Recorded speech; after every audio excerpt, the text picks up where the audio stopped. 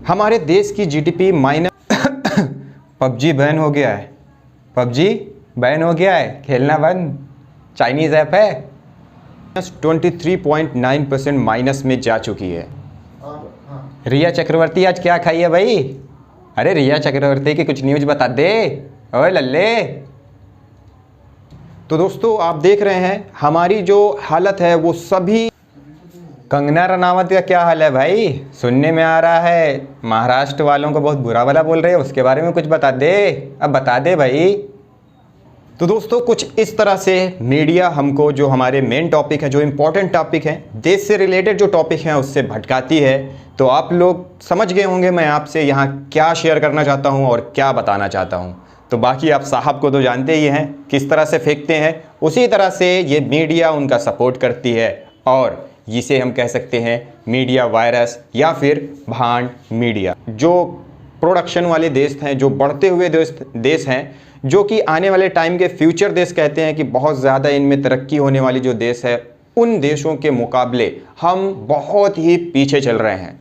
और तो और यहाँ पे जो नेता हैं वो आपको गलत डेटा प्रोवाइड कराते हैं। सबसे ज़्यादा जो गलत डेटा प्रोवाइड कराता है वो है मीडिया, जिसे हम भांड मीडिया भी कह सकते हैं।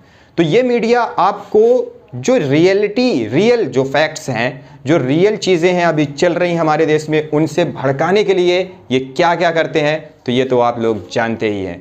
और तो और जैसे कि हमारे देश की जीडीपी माइनस में जा चुकी है, पेट्रोल 90 प्लस जा चुका है और हमारे देश में चारों तरफ से, इधर से पाकिस्तान, उधर से चाइना और इधर से भूटान हमारी ज़मीन पे कब्जा कर रहे हैं। इन सारे मुद्दों से भटकाने के लिए मीडिया वायरस का यूज किया जा रहा है। अगर आप इन चीज़ों का मतलब अपोज करते हैं, इन चीज़ों को अगर आप अपोज करते हैं तो आपको देशद्रोही कहा जा सकता है। तो दोस्तों समझ रहे हैं मेरा कहने का क्या मतलब है? रिया चक्रवर्ती ज़्यादा इंपॉर्टेंट है हमारे देश की इकोनॉमी से, जीडीपी से। सुशांत सिंह का केस ज़्यादा इंपॉर्टेंट है बढ़ते हुए पेट्रोल से। और जैसे कि हमारे देश में कोरोना वायरस के 80,000 प्लस डेली मरीज आ रहे हैं और मरने की संख्या 2,000 प्लस हो रही है।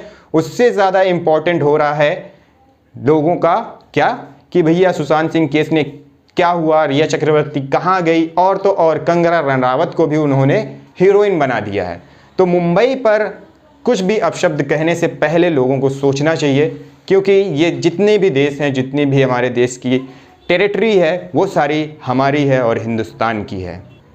जिसका काम अपनी कलम से सच्चाई लिखना नहीं है, बल्कि उस कलम से राजनेताओं, नेताओं, प्रधानमंत्रियों और मंत्रियों के पैजामे में नाड़े डालने का काम हो रहा है। तो दोस्तों इन चीज़ों से बचिए और सच्चाई पर ध्यान दीजिए। हमारा देश है, हमें ही बचाना है।